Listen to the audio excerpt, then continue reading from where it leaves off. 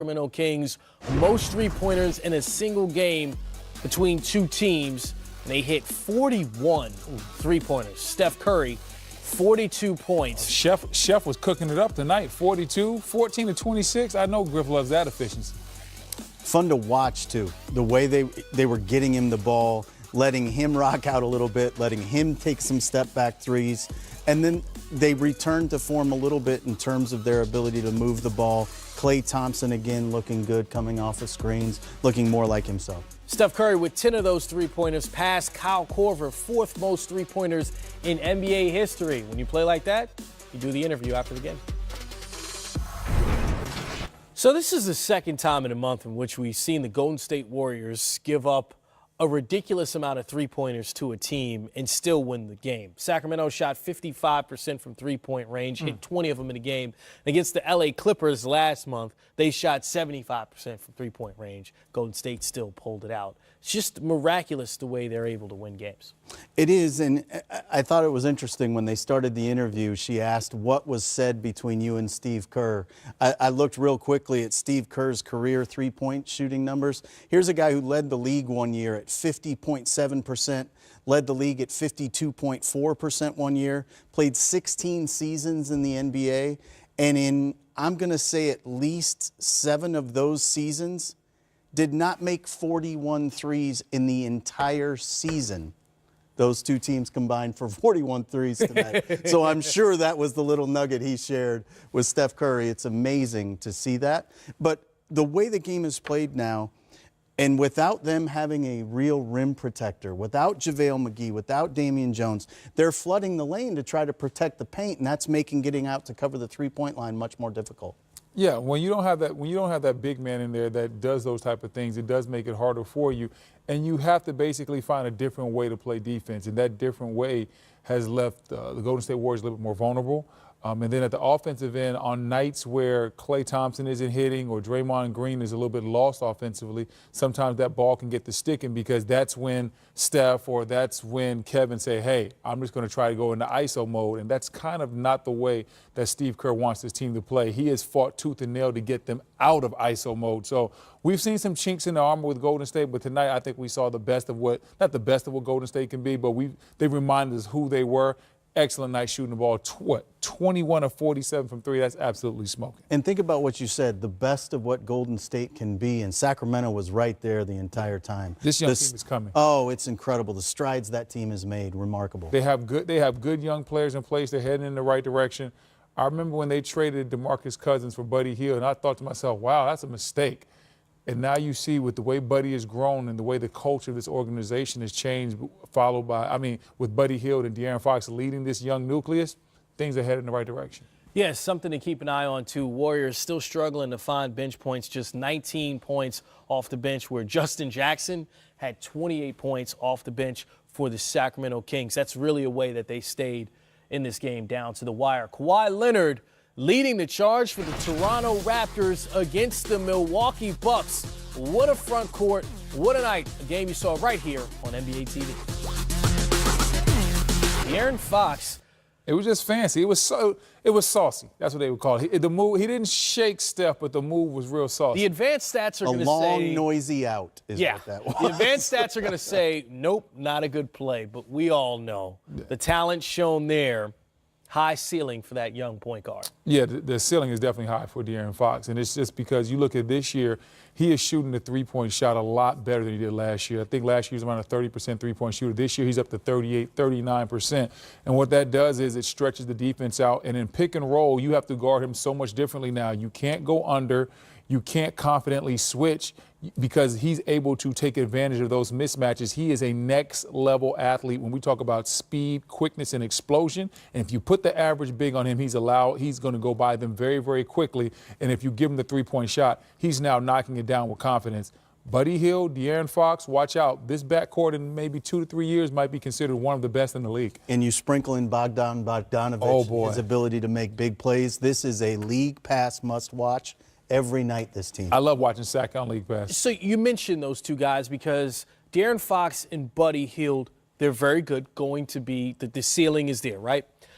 But Bogdanovic and Bielitsa, those two guys are playing at a level to make them competitive now. How important what do they bring to the table? Is it just the outside shooting? Is it defense? What is it that they're doing that makes this team competitive on a night-in, night-out basis? Well, Bielitsa is playing so well, you almost can't blame him now for walking away from his commitment to Philadelphia. There in the beginning didn't look very good, and he has played at such a high level, and you said this earlier, it's kept Bagley off the floor to a huge degree because he can fill in so many of the gaps for that team.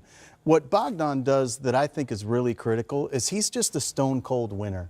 And every team that's going to be good in this league needs to have an elite star-type role player. And Bogdan's a little bit more than a role player, but what he is clutch.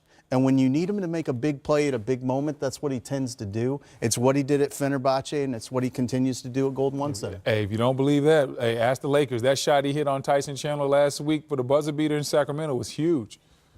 So when we look at the Golden State Warriors, it's another night, and the box score is Kevin Durant with 13 points, Klay Thompson with 17, Steph Curry with 16, and they're in a dogfight with 70 points at the half, but only up by 1. Defensively, this team needs to find their rhythm to be able to shut teams down, right? That seems to be the problem, the difference past seasons and this year. Well, I think it's twofold. I think the defense is one, their lack of rim protection. And I also think the fact that Klay Thompson has not been Klay Thompson and what we've come to expect from him, their margin for error is smaller. So they're not out shooting the lack of defense. And I think that team was so good shooting the ball for so long that they really almost shot out your heart a little bit. They took your legs out from under you because they would make big contested three after big contested three, and you would lose a little bit of your momentum and your faith. Now they can't blitzkrieg you in that same way. It's keeping teams in the game longer, and as they attack the rim, they're starting to feel more and more confident against this Warriors team. When I look at this Golden State team, it just looks like there's a little bit of a chink in the armor just throughout this whole organization. When I'm just talking about, when you talk about up front, of course, they needed more help at the 5. With Jones being hurt, JaVale McGee going to the Lakers, they feel that. They don't have that dynamic roller. Then you look at the fact that guys like Draymond Green isn't playing well offensively. Klay Thompson isn't playing up to the level that he set offensively as a shooter. And then you have some of these little rifts, the rifts between Draymond and KD.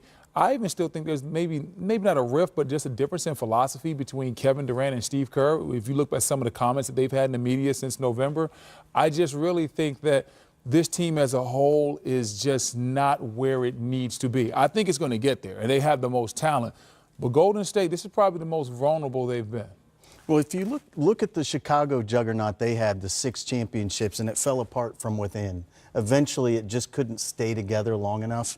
And I think this is very much an interesting situation for them because they also have the potential for that. They are so good. The greatest threat to this Warriors team comes from within. Plus, those Chicago teams, third year of a three-peat is always the hardest year. That, if you look at their regular seasons, those were the least amount of wins those teams always had. Great point. So when you scored 40 points in 5 consecutive games, is scoring 40 in a 6th consecutive game the hardest thing? Because An Express halftime report is brought to you by American Express, the official card of the NBA.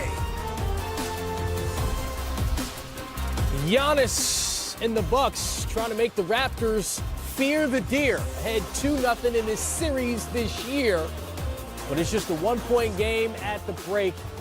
In the first game between these two teams this season, Giannis, Kawhi did not play. Second game, both kind of held under the wraps with Kawhi scoring 20, Giannis scoring 18. And in the first half tonight, Giannis with 18, Kawhi with 17. This is what we've been waiting for, these two star players scoring a lot and being effective. This is definitely what you want. When you have two great players like this, you want to see them put their talents on display. You want it to be a game where both of them shine. And that's what we're getting in the first half. Giannis is playing well, Kawhi's playing well, and it's a treat. And it's one of those things you love to see. Here you have Greek Freak ISO'd one-on-one against Siakam. One-on-one, there's nothing really he can do. Siakam is long and athletic, but the Greek Freak has too much space, too much room down here. Then you see right here, getting out in transition, running, taking his time, and you know he's going to finish strong and finish right at the rim. And now he's showing the diversity in this game because now he's leading the fast break. He sees the lane, attacks that rim. So what I like about these highlights is we're seeing Giannis all over the court doing different things. Right here, this is just a grown man rebound, bully ball right after the dunk, bouncing up. And now you see him initiating the screen, goes straight to the left, gets back to that right hand. Giannis can do it all. He can finish on the break, he can lead the break, he can rebound. And the best thing about him is when he sees an area and he sees space, he attacks it immediately. And those clips are a really good example of it, but Giannis is the one who's benefiting the most. It's been an assault at the rim for Milwaukee in this first half. 28 points in the paint. They're getting right to the cup. That offensive rebound and putback, there's nobody in the lane 6'10 or bigger. They've taken advantage of the fact that Toronto is playing smaller in the absence of Jonas a little bit here.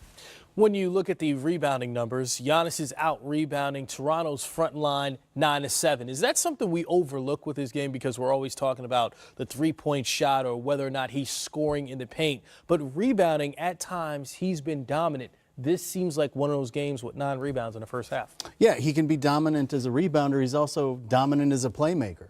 I mean, it's what makes him so special. He can literally, every time he steps on the floor, offer the potential for a triple-double, and you can feed off of him if he's not scoring.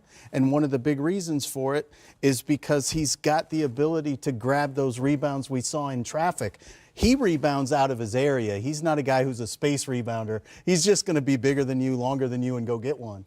And that is a great part of his aspect of his game is because we talk about a lot of guys that are two-way players. He's a three-way player. He can score the basketball, he can defend, and then he can be a monster on the glass. He averages 13 rebounds a game. There's a lot of centers in this league playing 30 minutes or more that don't get that many rebounds. So it just tells you how diverse his game is, how many different ways he can help you win. And that's what winning is all about when we start talking about positionless basketball. When you have a guy that you can say, hey, he might can get you 40 or 50 on a given night, but if he's not scoring, he can help you defensively. Oh, and if he's not doing it defensively, he might get you 17, 18, 20 rebounds.